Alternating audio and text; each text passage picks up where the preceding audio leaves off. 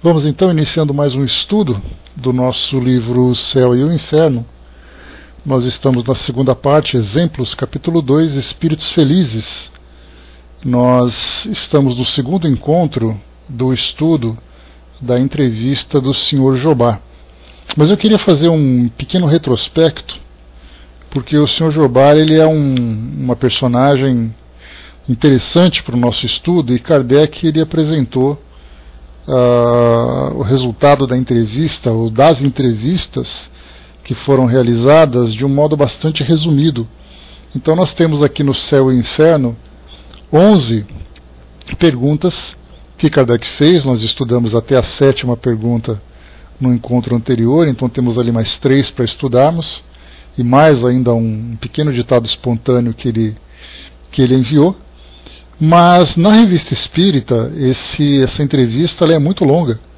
Ela tem 23 perguntas e mais vários ditados espontâneos. Então eu queria, na verdade, para a gente fazer um estudo mais aprofundado e mais detalhado, irmos direto para a Revista Espírita, né? Então fazemos ali uma pequena volta aqui no estudo, e a gente passa rapidamente pelas perguntas já estudadas.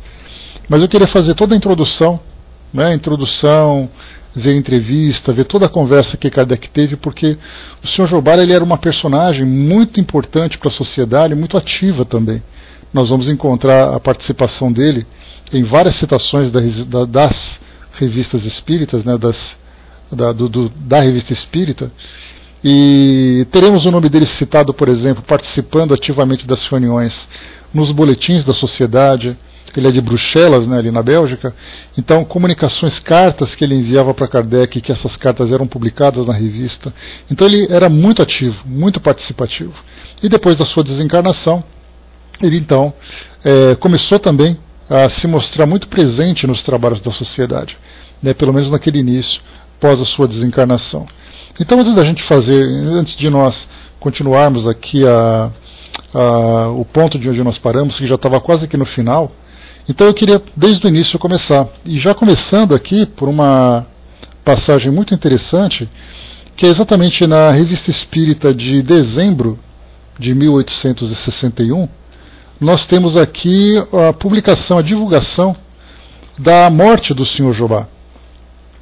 Então, chamado de necrologia, né, que é a sessão onde Kardec anunciava a desencarnação das pessoas que eram importantes, né, para o desenvolvimento da doutrina espírita.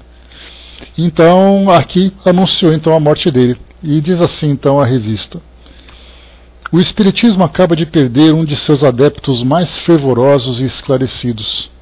O Sr. Jobá, diretor do Museu Real da Indústria de Bruxelas, oficial da Legião de Honra, membro da Academia de Dijon e da Sociedade Incentivadora de Paris, morreu em Bruxelas de um ataque de apoplexia, isso, infarto, né?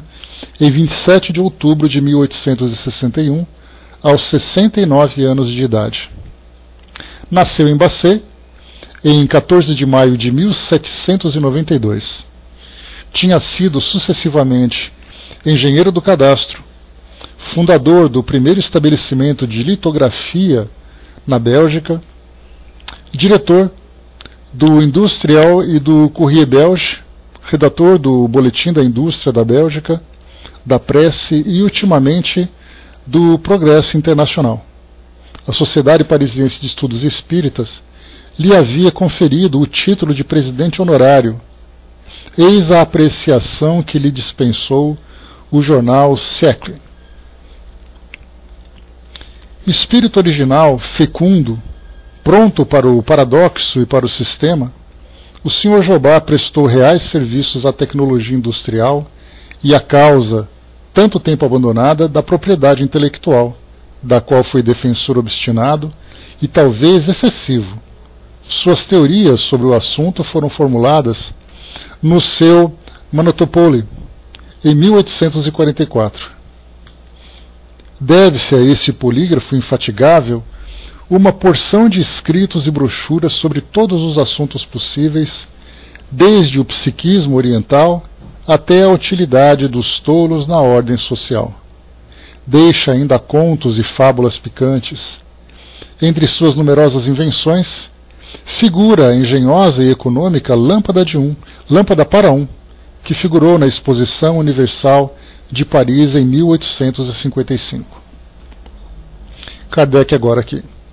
Nenhum jornal, pelo menos do nosso conhecimento, falou deste que tinha sido um dos caracteres mais notáveis dos últimos anos de sua vida, sua inteira adesão à doutrina espírita, cuja causa abraçara com ardor.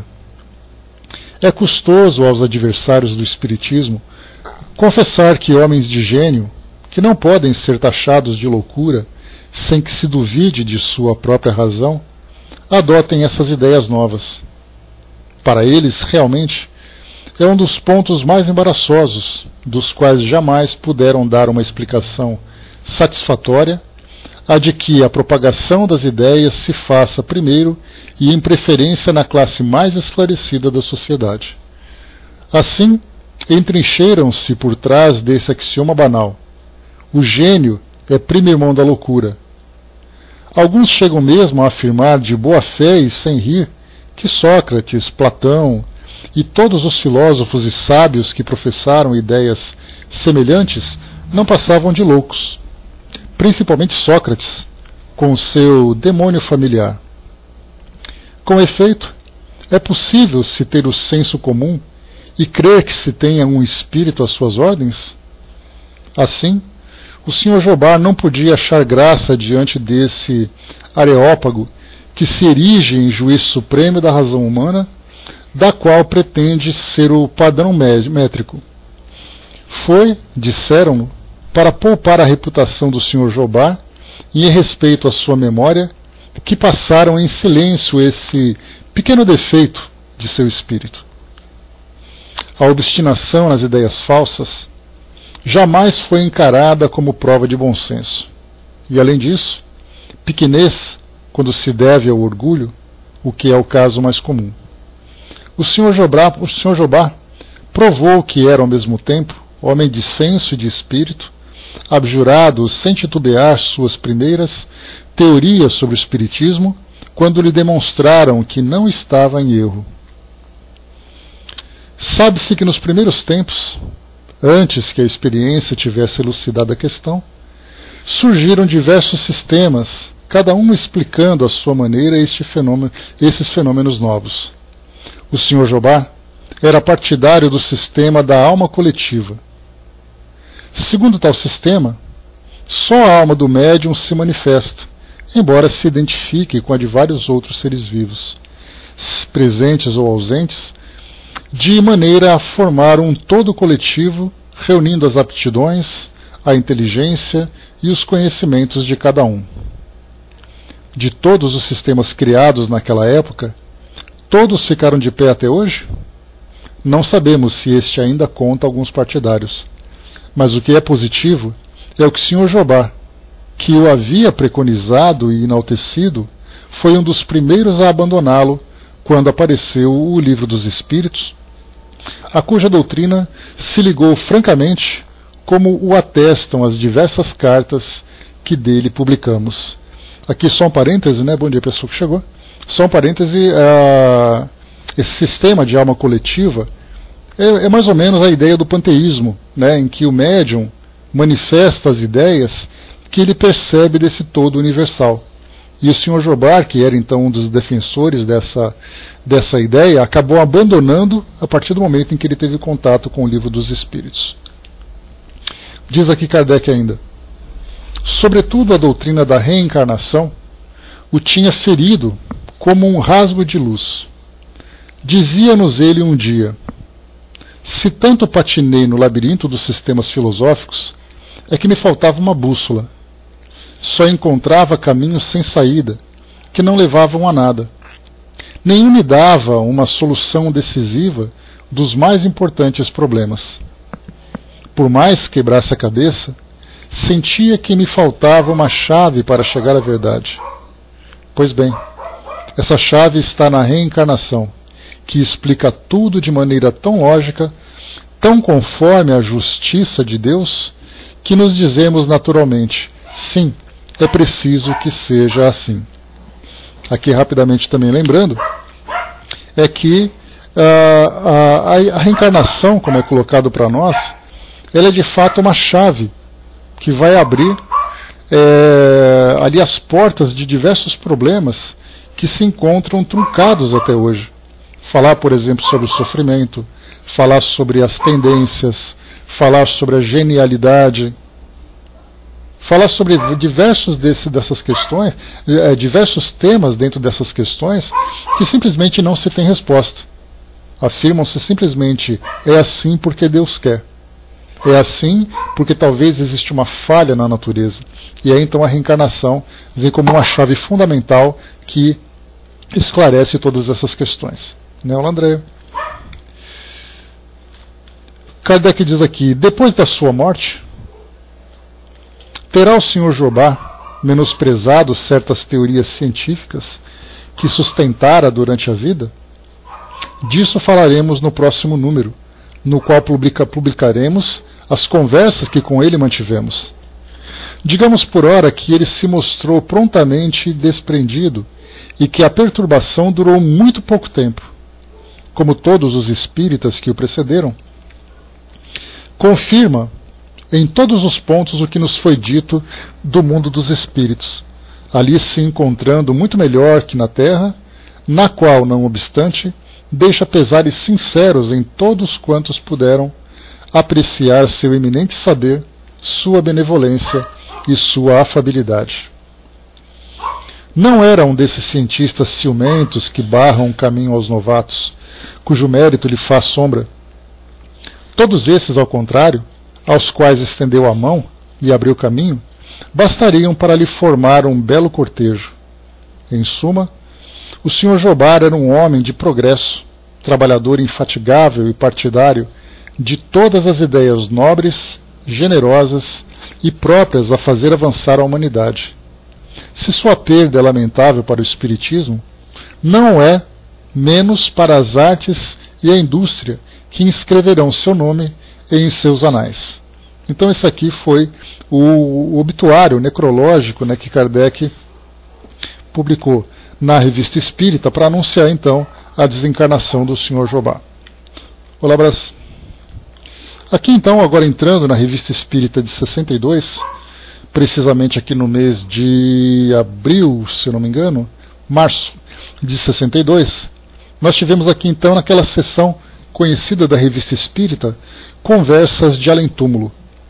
Então aqui a gente, como eu falei para vocês, nós já fizemos a introdução dessa entrevista lá no Céu e Inferno, mas aqui então, na Revista Espírita, ela é mais completa, a gente vai recomeçar para pegar aqui todos os detalhes que foram suprimidos por Kardec, né, exatamente para poder minimizar, né, o espaço que era utilizado nos livros, porque do contrário ficaria ali uma enciclopédia, não ficaria um livro, né?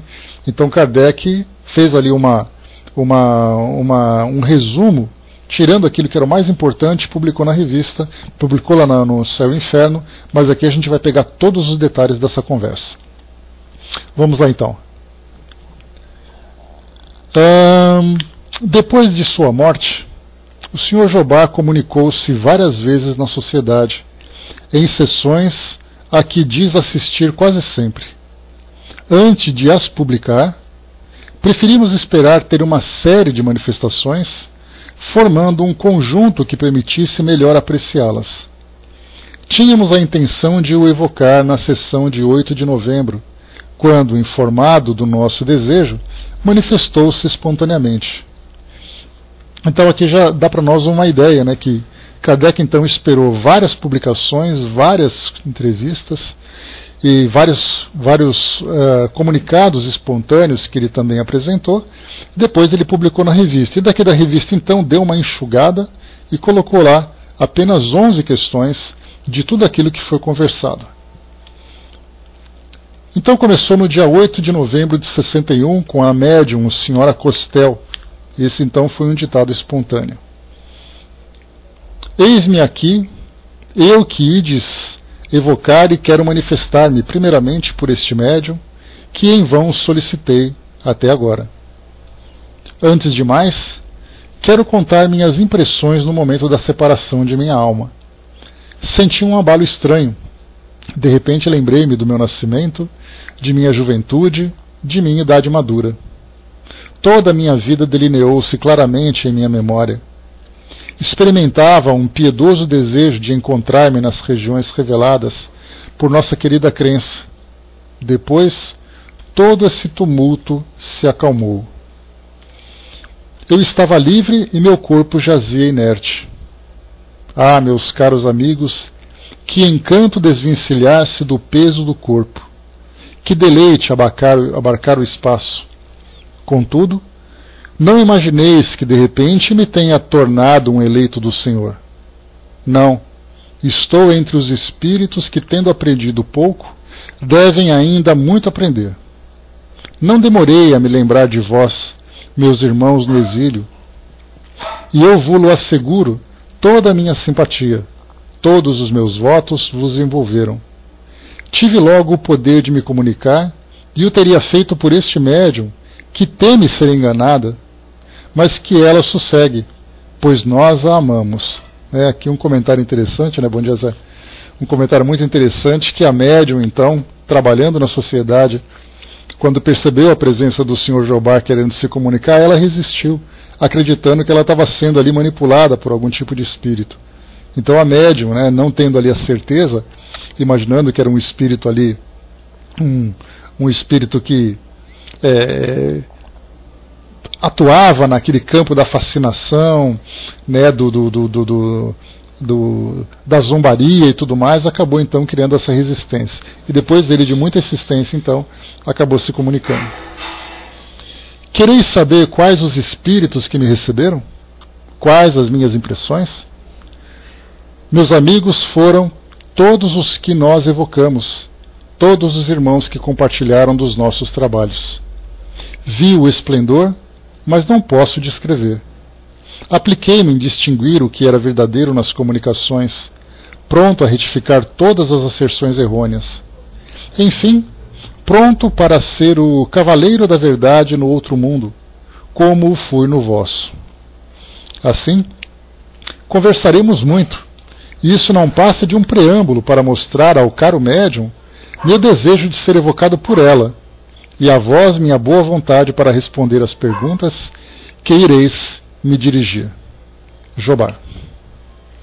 Aqui agora começa então a entrevista, né? Muito legal, Miriam. Eu também achei. Por isso que esse tipo de comunicado não foi trazido assim na íntegra lá no Céu e Inferno. E aqui a gente vê esses bastidores da comunicação, né? Desses espíritos que muitas vezes tentam se comunicar, mas encontram essa resistência, essa insegurança. E nós podemos lembrar, por exemplo, que o próprio Chico Xavier viveu uma situação bastante semelhante quando ele iniciou a publicação do livro Nosso Lar. Tanto que Emmanuel, né, comenta da resistência que ele teve de divulgar essas informações de tantas situações diferentes, de imagens diferentes do plano espiritual, que até então não eram conhecidas. E ele se sentiu resistente de publicar esse tipo de informação. E Emmanuel, então, disse para ele: publica porque isso é verdade. E aí então ele foi com a cara e com a coragem e lançou o então livro Nosso Lar, né, e depois toda a coleção que veio a seguir. Então vamos lá. Diz aqui Kardec: em vida tinhas recomendado que vos chamasseis quando houvesseis deixado a terra. Fazemo-lo não só para nos conformar ao vosso desejo, mas sobretudo para vos renovar o testemunho de vossa muito viva e sincera simpatia, e também no interesse de nossa instrução, porquanto, melhor que ninguém, estáis em condições de nos dar ensinamentos preciosos sobre o mundo em que vos encontrais.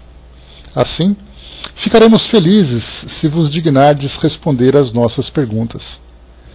Resposta: a esta hora o que mais importa é a vossa instrução. Quanto à vossa simpatia, eu a vejo e não a compreendo, mas apenas pelos ouvidos, o que constitui um grande progresso. Ou seja, né, percebe aqui que não é apenas aquela simpatia, né, de ouvido, né, de dizer que gosta, de dizer que tem ali simpatia, que tem amizade, mas na verdade agora ele percebe, né, vendo o sentimento, o pensamento a partir da condição em que ele se encontra.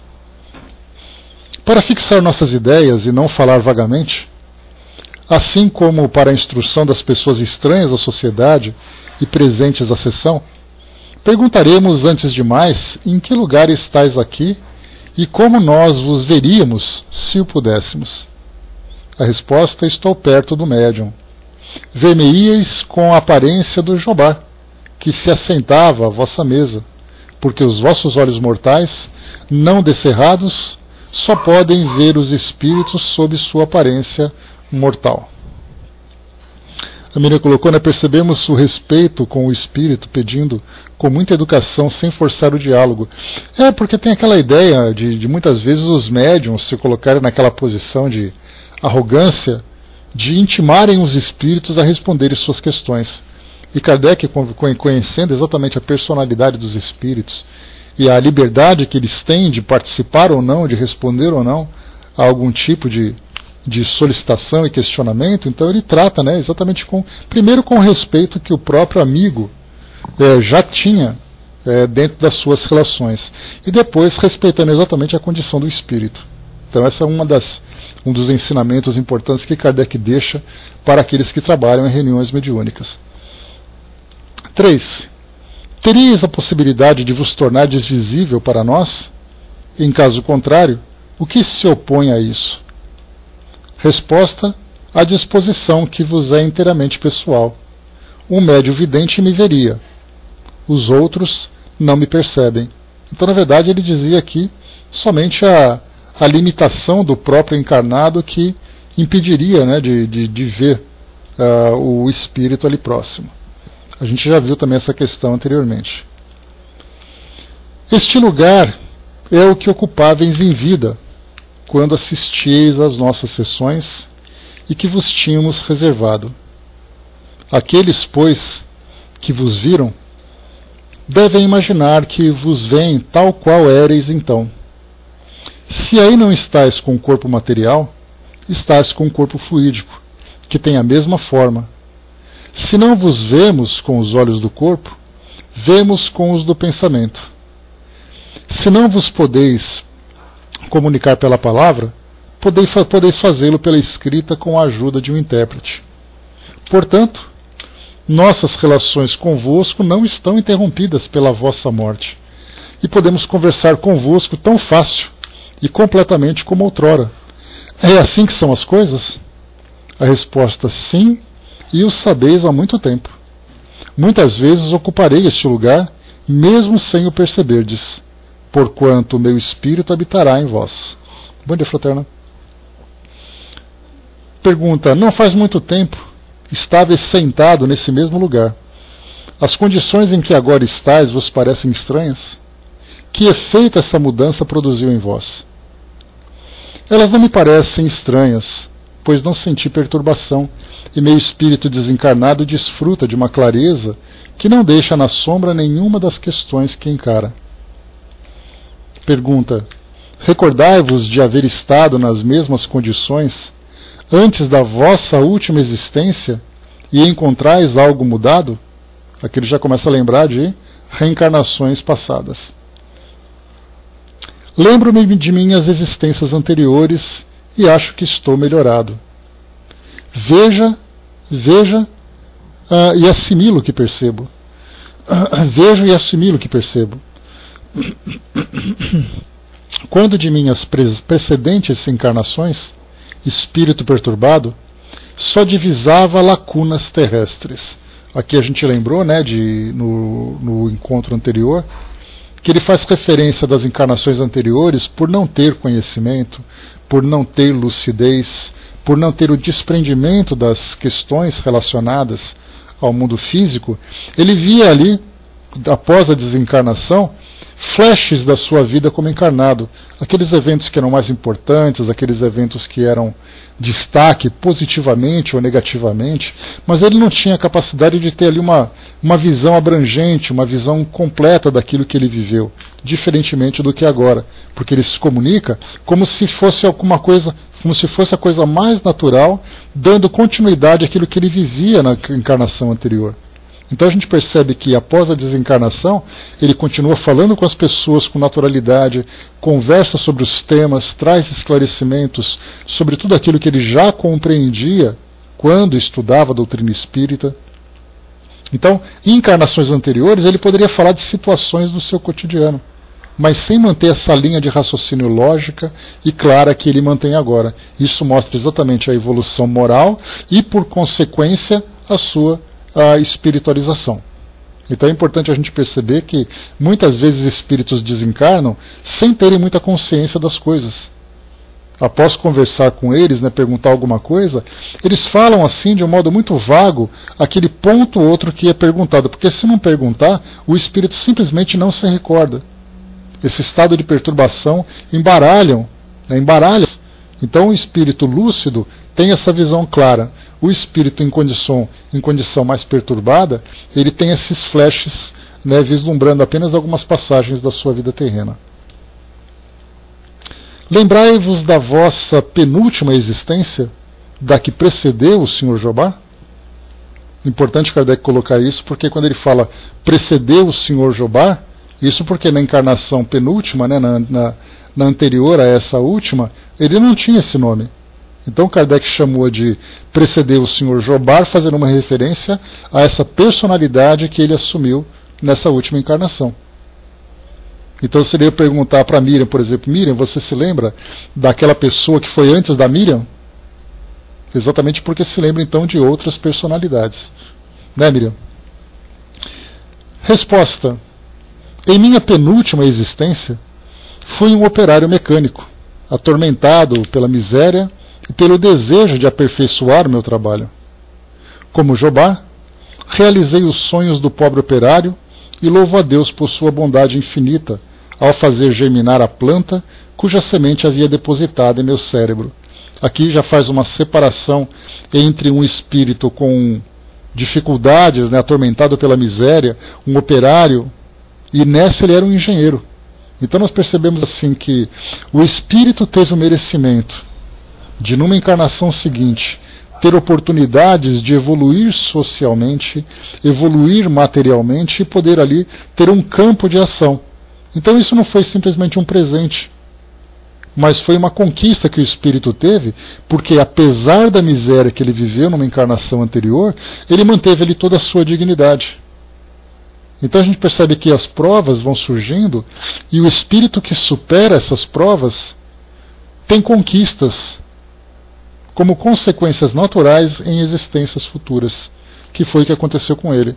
Do contrário, se fosse aquele operário atormentado pela miséria, que tivesse se virado, roubando, trapaceando, se deixando levar por tendências inferiores, com certeza nessa próxima encarnação ele sofreria tudo aquilo que ele mesmo provocou.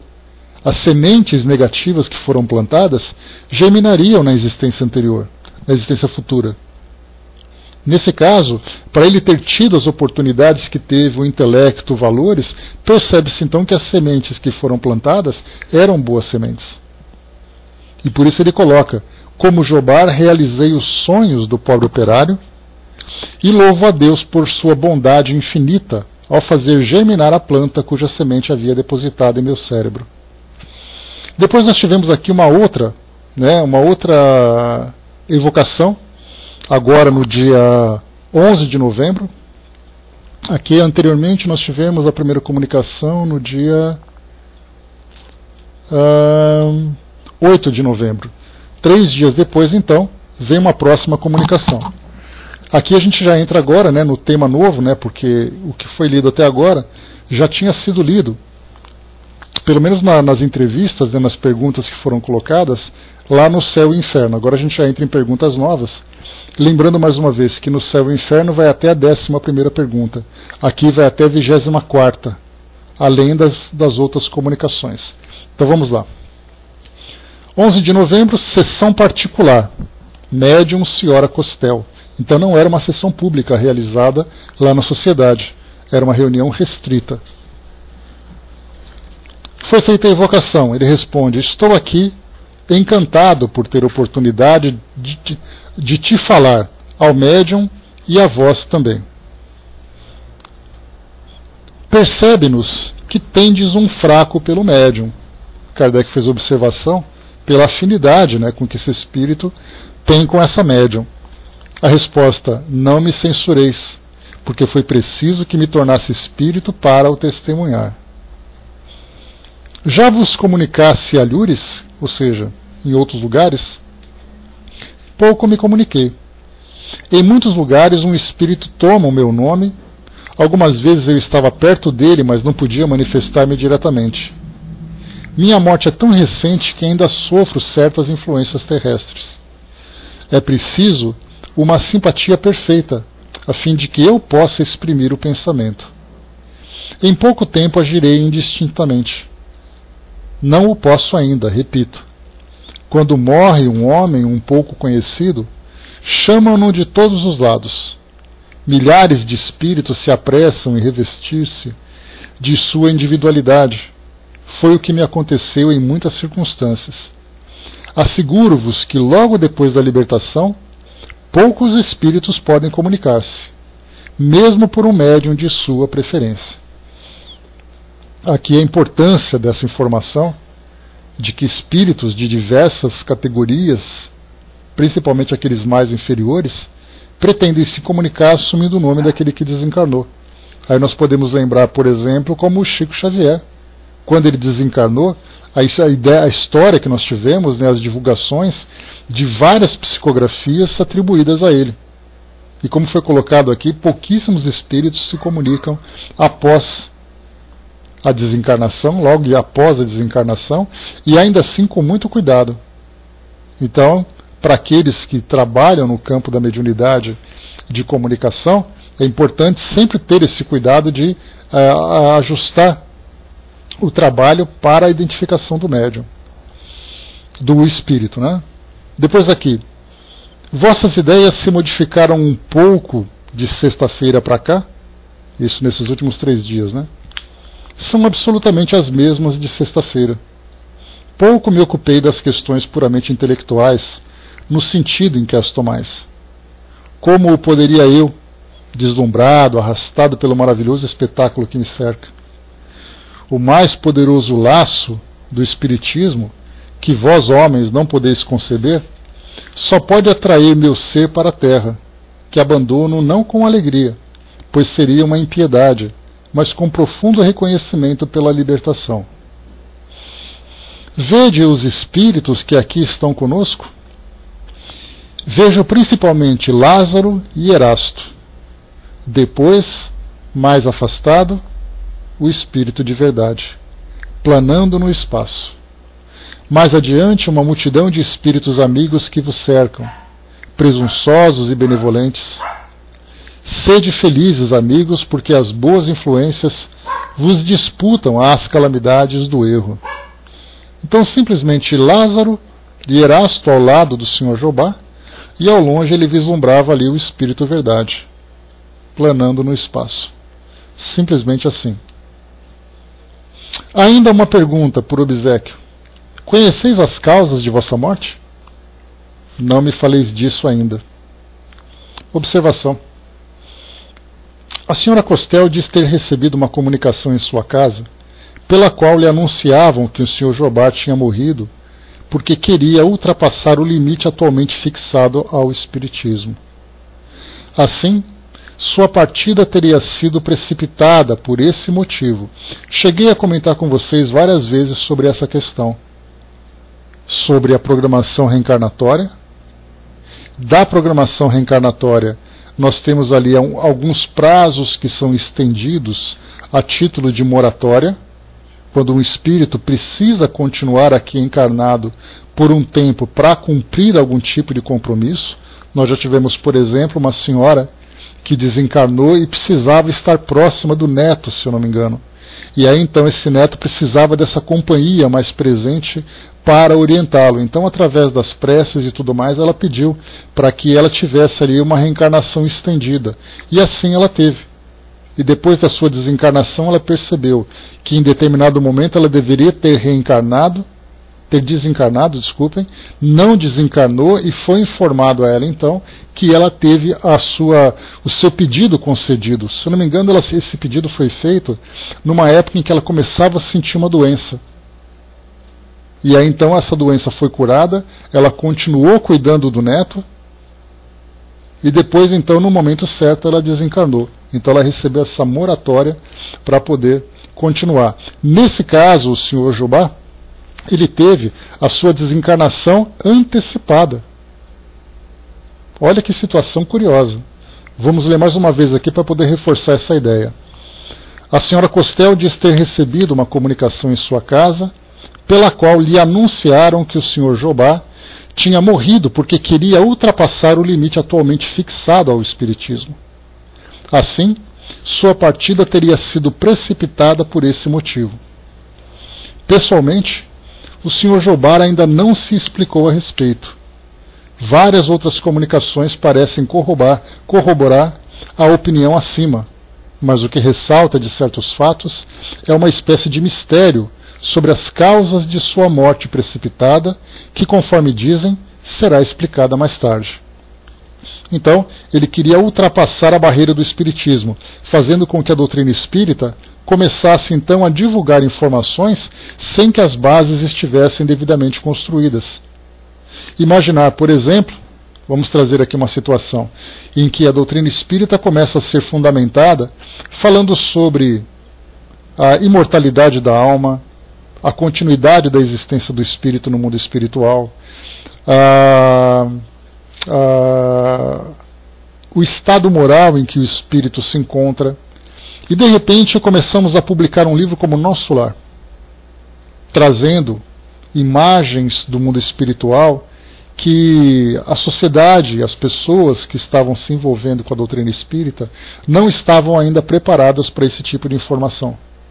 Então nós podemos supor, depois veremos mais adiante alguma coisa nesse sentido, falando sobre o que exatamente poderia estar sendo antecipado. E é claro que nós não saberíamos disso também, né, porque, do contrário, o que o Sr. Jobá foi impedido de fazer, outro o faria, né, no mesmo tempo, sem que houvesse ali o preparo para isso também. Então, vimos aqui uma situação bastante curiosa, mostrando exatamente que, embora nós tenhamos a nossa programação reencarnatória, existe ali essa flexibilidade de acordo com algumas regras que nós ainda não compreendemos, né, exatamente. Então, para que as coisas se ajustem para o benefício não apenas do espírito, mas da própria sociedade onde ele se encontra inserido. 22 de novembro, então saímos do dia 11 para o dia 22. Pergunta número 14. Quando vivo, partilháveis da opinião de que a formação da Terra se dera pela incrustação de 4 planetas, que se haviam soldado. Ainda conservais a mesma crença? Essa situação aqui, ela se encontra presente lá no livro A Gênese, quando nós falávamos sobre a formação do planeta. Então nós tivemos, por exemplo, né, ao estudarmos sobre aquilo, eu optei em trazer para nós aqui para o nosso estudo as informações da nossa ciência atual, sem ficarmos especulando sobre as teorias antigas que se tinha. Então nós tínhamos, por exemplo, que 4 planetas se juntaram, se chocaram, uma parte desse planeta se desprendeu, virou a Lua, e aí então de 3 planetas nós tivemos a formação da Terra. Essa era uma teoria que era bastante divulgada do século XVIII para o século XIX. Um outro tipo de informação que se tinha era que a Terra era um ser vivo, que também havia, né, era divulgado naquela época. E depois nós tivemos então a ciência mostrando para nós que, na verdade, todos esses resíduos que se encontravam aqui no nosso sistema solar acabaram se juntando e formando aquilo que é o nosso planeta, né? Então, várias teorias vão sendo apresentadas. Até mesmo a ideia de que a própria Terra era plana, né, como acontecia lá do século XV para o século XVI. Então aqui o Sr. Jobá responde, né, o que ele fala dessa opinião que ele tinha da ideia da incrustação de 4 planetas. É um erro. As novas descobertas geológicas provam as convulsões da Terra e a sua formação sucessiva. Como todos os planetas, a Terra teve sua vida própria, e Deus não necessita dessa grande desordem ou dessa agregação de planetas. A água e o fogo são os únicos elementos orgânicos da Terra. Aqui ele fala de água e fogo como elemento orgânico, naturalmente pela visão que se tinha naquela época, né? Lembrando que o fogo nada mais é do que uma reação química, né? E a água é uma composição de elementos ali inorgânicos. 15. Também pensáveis que os homens podiam entrar em catalepsia durante um tempo ilimitado, e que, dessa maneira, o gênero humano tinha sido trazido à Terra. Olha a ideia também de viagens interplanetárias de seres que se encontravam ali no estado cataléptico, né? No presente nós poderíamos chamar no estado de criogenia, de êxtase, né? Seja lá qual for o nome que se dê, que nós temos hoje nos tantos filmes de ficção científica, que eles foram então trazidos de outro planeta para cá. Essa era uma ideia defendida pelo Sr. Jobard naquela época, e é exatamente aí que Kardec questiona. E ele responde: ilusão de minha imaginação que sempre ultrapassava os limites. A catalepsia pode ser longa, mas não indefinida. Tradições, lendas ampliadas pela imaginação oriental. Meus amigos, já sofri muito ao repassar as ilusões de que se nutria o meu espírito. Não vos enganeis mais. Muito tinha aprendido, e posso dizê-lo, minha inteligência, pronta para senhorar-se dos seus vastos e diversos estudos, tinha guardado da última encarnação o amor ao maravilhoso e ao conjunto tirado da imaginação popular. Então, embora tivesse ali a sua inteligência, ele era também um homem deslumbrado. Deslumbrado pelo conhecimento, deslumbrado pelas novidades, né, e acabava algumas vezes se excedendo. Depois aqui no dia 24 de novembro, agora em Bordeaux, em outra cidade, pela senhora Casemajô. Evocação? Resposta: teremos sempre de recomeçar? Muito bem, eis-me aqui. Que desejais? Acabamos de saber de vossa morte. Como um dos campeões de nossa doutrina, poderia responder a algumas de nossas perguntas? Isso porque então recomeçar, porque como ele ia se comunicar em outro grupo, era um grupo com quem ele não tinha afinidade, não conhecia nada e tudo mais. Olha, eu não sei bem com quem estou, mas os espíritos me dizem que este médium recebeu algumas mensagens inseridas na revista e que me agradaram. É preciso, por minha vez, que eu lhe dê algumas. Não faz muito tempo que me ausentei da Terra. Dentro de alguns anos a ela voltarei para retomar o curso da missão que aí deveria cumprir, pois ela foi interrompida pelo anjo da libertação. Falais de uma missão que deveríeis realizar na Terra. Poderias torná-la conhecida? A resposta: missão de progresso intelectual e moral em estado de germe. A doutrina, ou a ciência espírita, contém os elementos fecundos que devem desenvolver, fazer crescer e amadurecer as modernas ideias de liberdade, de unidade e de fraternidade. É por isso que não se deve temer-lhe dar um vigoroso impulso, que a fará transpor os obstáculos com uma força que nada poderá dominar.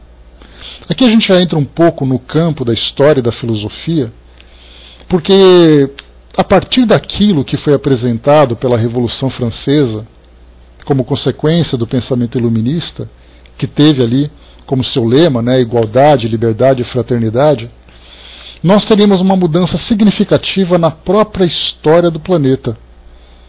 Na Europa, por exemplo, nós tínhamos ali as tantas dinastias, tínhamos ali os estados monárquicos, tínhamos ali sistemas de governo que oprimiam a população e enalteciam, né, a vida da realeza. Tínhamos ali estados quase que ditatoriais, como é o caso né, dos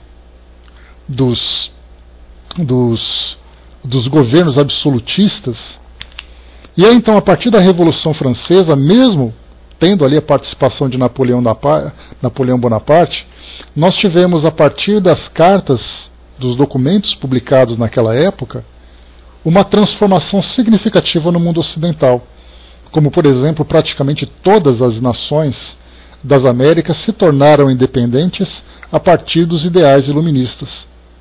Começaram ali com os Estados Unidos, depois passaram para os demais países, chegando no próprio Brasil em 1822, com também um pensamento iluminista, positivista também da própria Europa, né, como a gente lembra na nossa própria bandeira, né, ordem e progresso.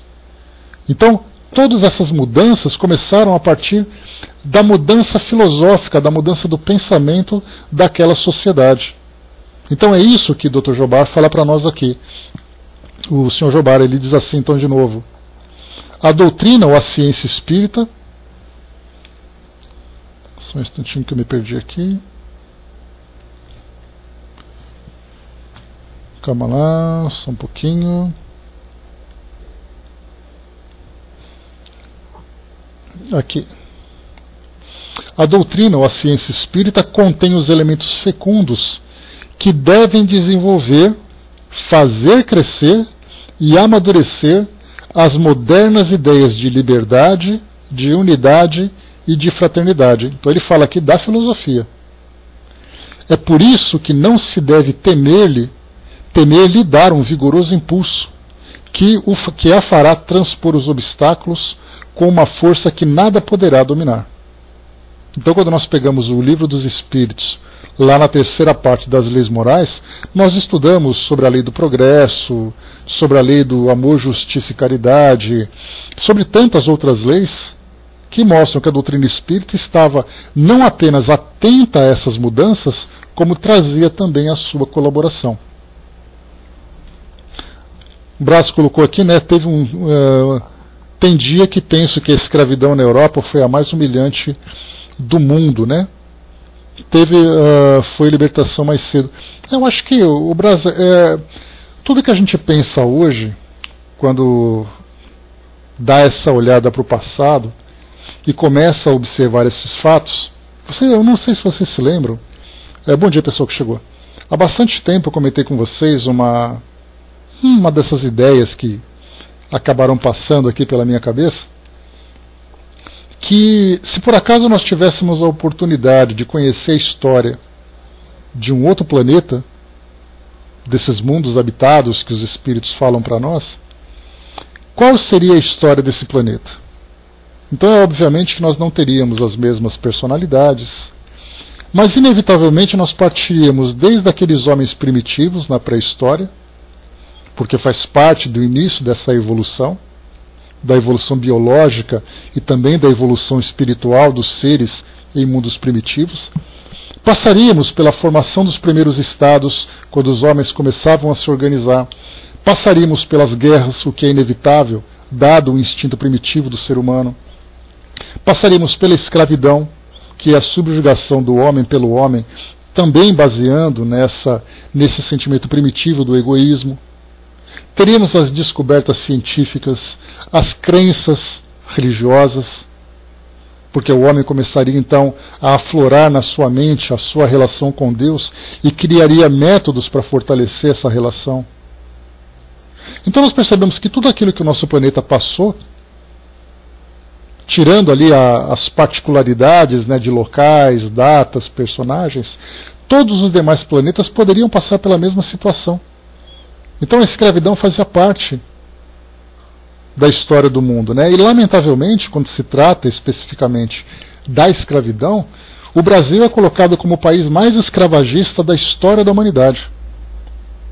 Porque todos os demais, desde a época dos fenícios, babilônios, sumérios, passando pelos romanos, depois entrando na Europa por outros povos e tudo mais, aquela época das grandes navegações, do final do século XV para o século XVI, fez o Brasil se tornar uma grande colônia pela sua própria extensão e, por consequência, ser um consumidor de escravos. Exatamente, então faz parte desse processo, sempre em busca da ascensão. Então a humanidade vai evoluindo, a mentalidade vai evoluindo, as leis vão se modificando e os valores por consequência. Então faz parte de um processo. Então a gente não pode olhar para trás e lamentar por tudo aquilo que a Terra passou, porque nós devemos entender que isso faz parte de um processo natural. Comentei com vocês, eu vou até pegar aqui o trecho exato, já li algumas vezes aqui na nossa sala, só um instantinho que eu tenho aqui à mão, que eu quero pegar o trecho dessa passagem que eu considero uma das mais interessantes assim, para a nossa leitura. No filme As Pontes de Madison, Clint Eastwood e Meryl Streep protagonizam ali uma relação muito interessante, né, de amor proibido entre aqueles dois. Ela era uma dona de casa, vivendo numa cidade pequena no interior dos Estados Unidos, e ele era um fotógrafo. Não me lembro da empresa, mas eu acho que era a National Geographic. E aí então ele foi visitar para fazer fotografia de algumas pontes e tudo mais, e ele acabou conhecendo e eles acabaram se apaixonando. Mas ela era casada, um casamento infeliz, e ela tinha filhos e tudo mais, e era ali um amor proibido, mas eles viveram aquele pequeno romance. Então ele contava para ela sobre as viagens que ele tinha. É um belo filme, sem dúvida, né? Então ele contava para ela sobre tudo aquilo que ele viu nas suas viagens. E ela, obviamente, ficando deslumbrada por tudo aquilo. E aí então, quando eu assisti esse filme, eu tive... a primeira coisa que eu quis fazer foi copiar esse diálogo. E eu deixo ele guardado aqui, exatamente para situações como essa, para que a gente possa refletir, para fazer um paralelo sobre aquilo que ele vai contar e sobre essa ideia que eu estou passando para vocês sobre a evolução do nosso planeta. Ele disse assim, observem bem: devo dizer que o lugar mais fascinante que eu já fui é a África, porque é um outro mundo, não apenas a cultura e as pessoas. Isso é ótimo, mas é o ar, as cores do amanhecer ao pôr do sol. Há algo de tangível em tudo. A coabitação do homem e do animal, e dos animais entre eles. Quem vai sobreviver e quem não? Não é possível julgar. Não há moralidade imposta. Apenas é como é. Não há nada parecido. É um paraíso para os observadores.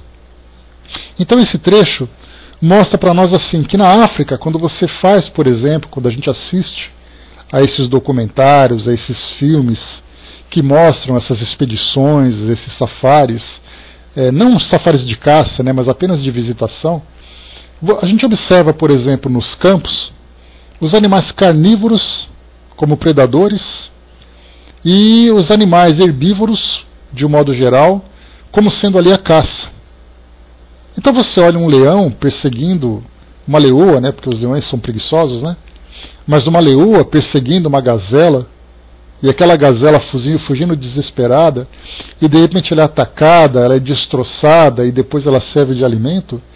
Como diz nessa passagem do filme, não é possível você fazer um julgamento, porque ali você vê o imperativo de uma lei maior agindo no seu sentido mais puro. Para nós existe ali uma tragédia. Para a natureza é parte de um ciclo.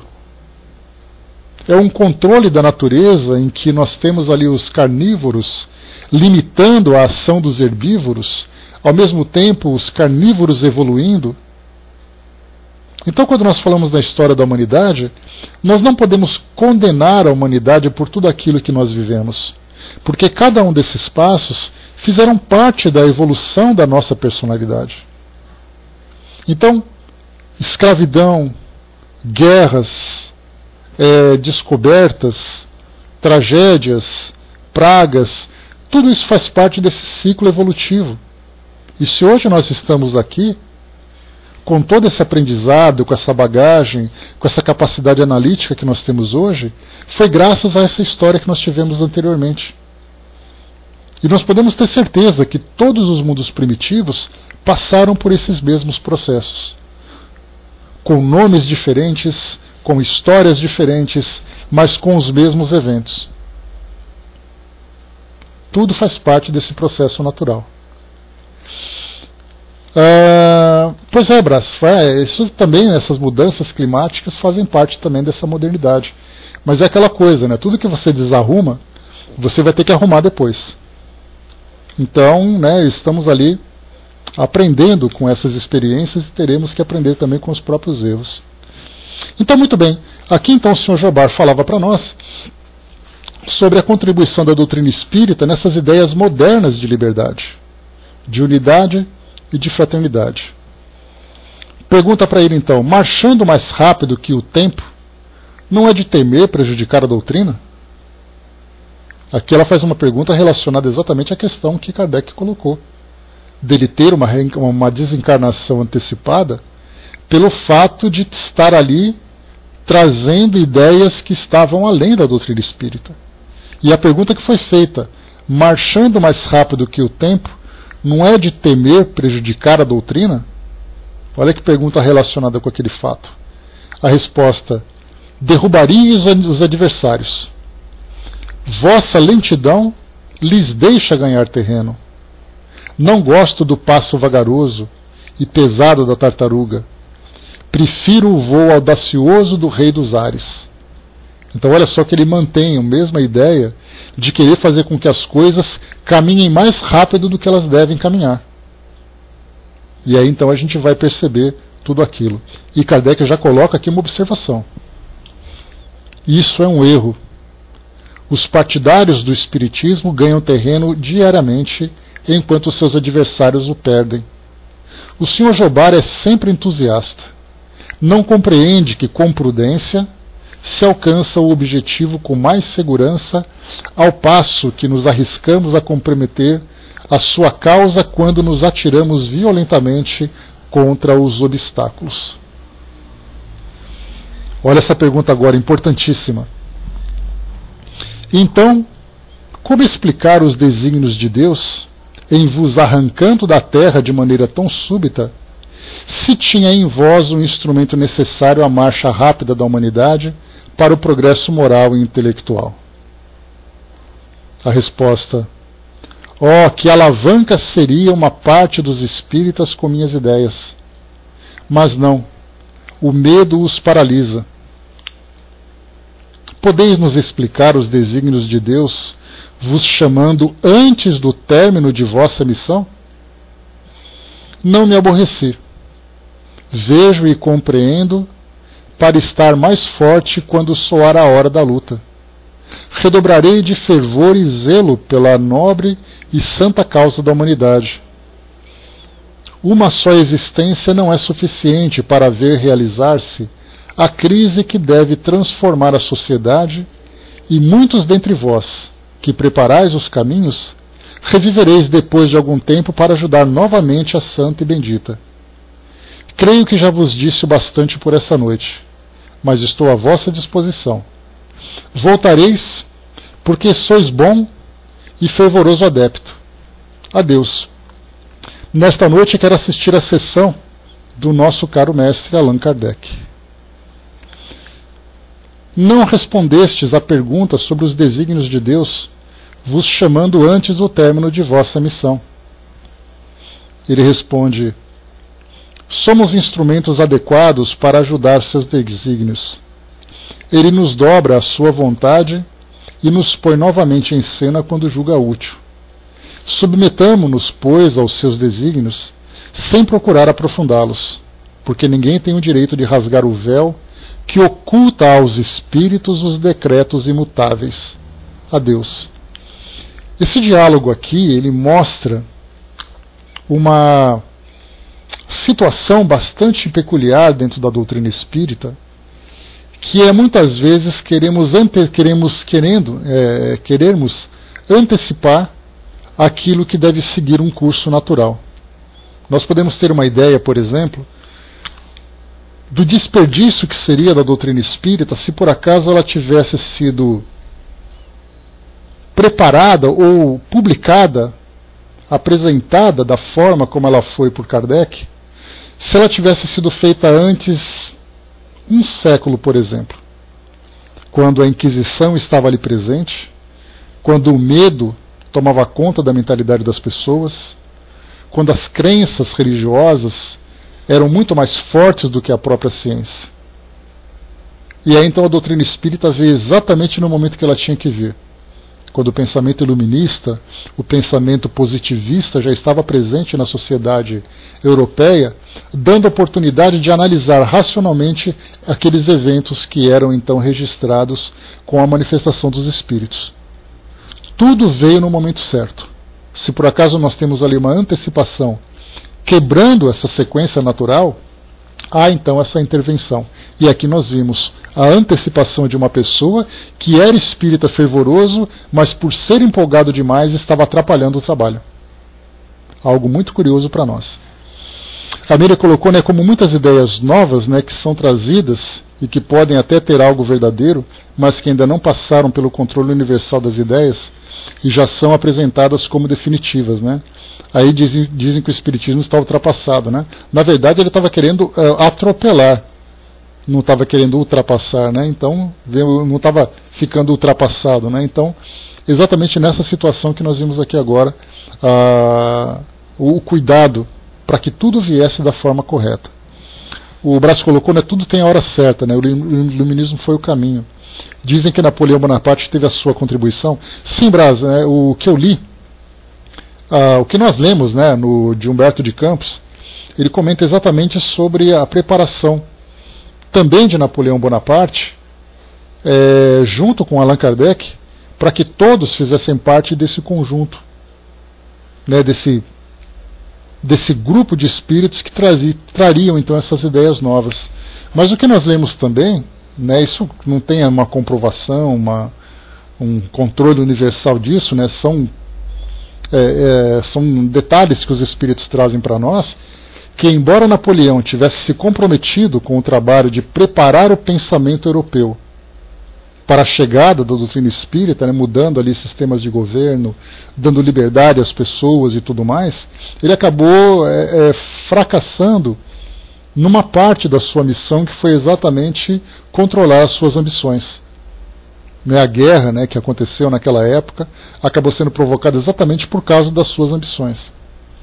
Mas, por outro lado, ele teve sucesso, já que ele conseguiu realmente, a partir dele, transformar a Europa, os sistemas de governo, a filosofia e tudo mais. Então teve ali a sua contribuição, ele e uma outra legião de espíritos. Então ele viria antes e depois viriam os sucessores para dar continuidade nesse trabalho. A gente lembra que ele foi coroado imperador em 1804, se eu não me engano, e em 1804 estava nascendo Allan Kardec. E quando Kardec tinha ali o centro espírita, quem era governante da França era Napoleão III, sobrinho de Napoleão, se eu não me engano. Então nós tivemos ali todos eles presentes e participando, alguns bem-sucedidos, outros ali tropeçando, mas fizeram um bom trabalho. Por um lado. Por outro lado, nós percebemos, como já conversamos, que depois a França começou, a Europa, de um modo geral, começou a entrar em tantos conflitos que a doutrina espírita acabou chegando aqui no Brasil, e aqui então ela floresceu. E na França ela simplesmente é desconhecida. Infelizmente, Vamos lá, avançando mais um pouquinho aqui. Então aqui acabou a entrevista. Em Passy, uma outra cidade, 20 de dezembro de 1861, com a médium senhora Dozon. Foi feita a evocação. Responde o senhor Jobar: não sei por que me evocais. Não sou nada para vós, assim nada vos devo. Também nada responderei sem o Espírito de verdade, que me diz que foi Kardec quem vos pediu para que eu viesse até vós. Pois bem, estou aqui. Que vos devo dizer? Mal criado ele aqui, Perceberam? Pois é, braço. Ele era bem azedo quando ele queria, Mas vamos lá. Com efeito, o Sr. Allan Kardec nos pediu que vos evocássemos com vistas a controlar diversas comunicações vossas, comparando-as entre si. É um estudo, e esperamos que vos presteis a isso, no interesse da ciência espírita, descrevendo a vossa situação e as vossas impressões desde que deixastes a terra. Responde: eu não estava certo de tudo na vida terrestre. Começo a saber. Depurando-se da perturbação, minhas ideias chegam a uma nova claridade, e desde já volto dos erros de minhas crenças. Isso é uma graça da bondade de Deus, mas um pouco tardia. O Sr. Allan Kardec não tinha total simpatia por meu espírito, e assim devia ser. Ele é positivo na sua fé. Muitas vezes eu sonhava e rebuscava ao lado da realidade. Não sei ao certo o que eu queria, a não ser uma vida melhor do que a que tinha. O Espiritismo me veio mostrá-la, e o mais esclarecido dos espíritas me ergueu o véu da vida dos espíritos. Foi a verdade quem o inspirou. O Livro dos Espíritos fez uma verdadeira revolução em minha alma e um bem impossível de dizer. Mas houve em meu coração e meu espírito dúvidas sobre muitas coisas que a mim se mostraram hoje sob uma nova luz completamente diversa.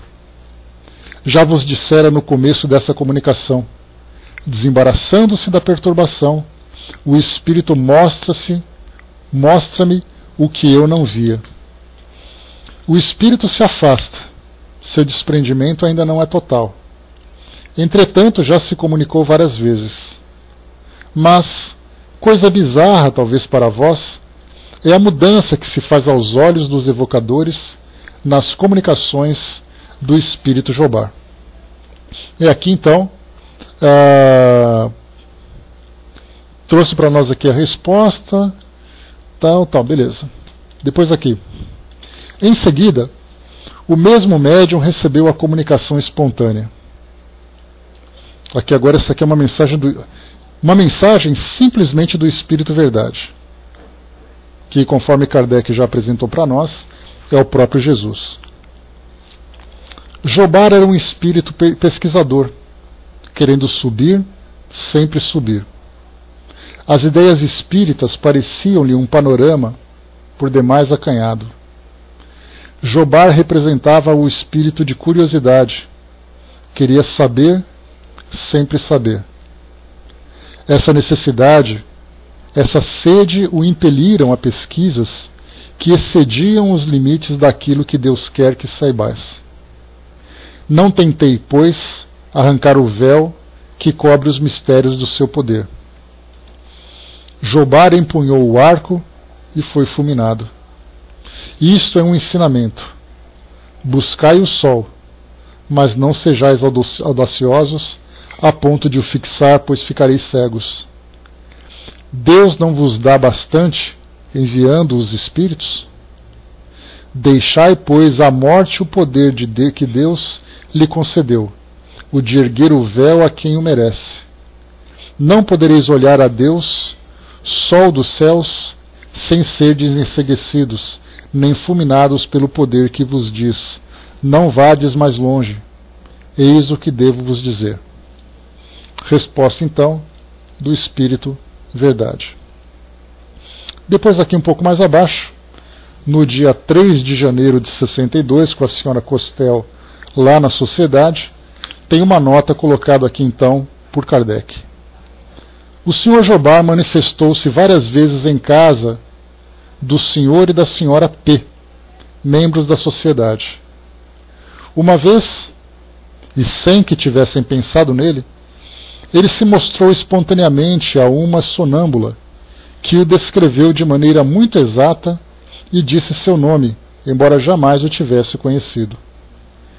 Tendo-se estabelecido uma conversa entre ele e o Sr. por intermédio da sonâmbula, o Sr. Jobbar lembrou diversas particularidades, de modo a não deixar qualquer dúvida quanto à sua identidade. Uma coisa, sobretudo, os havia chocado. É que na única ocasião que o viram na Sociedade, ele mantivera os olhos fixos neles, como se procurasse pessoas conhecidas, circunstância que haviam esquecido, e que o Espírito Jobbar lhes recordou, por intermédio da sonâmbula. Aqui a gente lembra que o médium sonâmbulo, ele fica num estado de transe, mas o espírito não se comunica através dele. Mas o sonâmbulo percebe o espírito perto, ouve a sua informação e transmite para os presentes. Então o espírito não fala através do médium, o médium transmite a informação. Então, no sonambulismo, ele vê e ouve para transmitir essas comunicações. O senhor e a senhora P, continuando aqui o texto, que jamais haviam tido contato com ele em vida, desejavam saber o motivo da simpatia que lhes parecia manifestar. Foi com esse propósito que ele ditou a seguinte comunicação: incrédulo, tu tinhas necessidade dessa confirmação da sonâmbula para acreditar em minha identidade. Ingrato, esqueceste-me durante muito tempo sob o pretexto de que os outros se recordam mais. Porém, deixemos as censuras e falemos. Abordemos o assunto para o qual me fizeste evocar. Posso explicar facilmente porque minha atenção se havia excitado à vista daquele casal que me era estranho, mas que uma espécie de instinto de dupla vista, de presciência, me levava a reconhecer. Depois da minha libertação, vi que nos tínhamos conhecido precedentemente e eu voltei para eles. É a palavra. Começo a viver espiritualmente mais tranquilo e menos perturbado pelas evocações por vias indiretas que choviam sobre mim. A moda impera, mesmo entre os espíritos. Quando a moda jobar ceder lugar a um outro e eu tiver entrado no nada do esquecimento humano, então pedirei aos amigos sérios, e com isso entendo as inteligências que não esquecem, que me evoquem.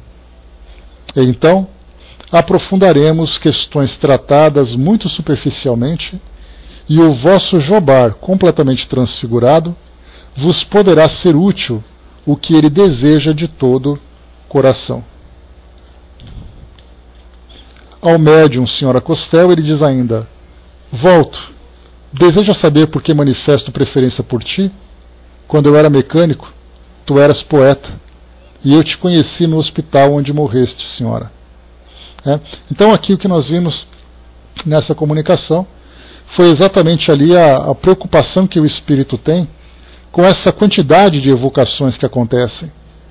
Hoje não acontece tanto, né? Então eu diria, para a gente poder finalizar aqui o nosso raciocínio, na época de Chico Xavier, eu acho que poucas pessoas ousariam evocá-lo, exatamente porque não é uma cultura aqui do Brasil, na prática do espiritismo atual, fazer evocações de espíritos.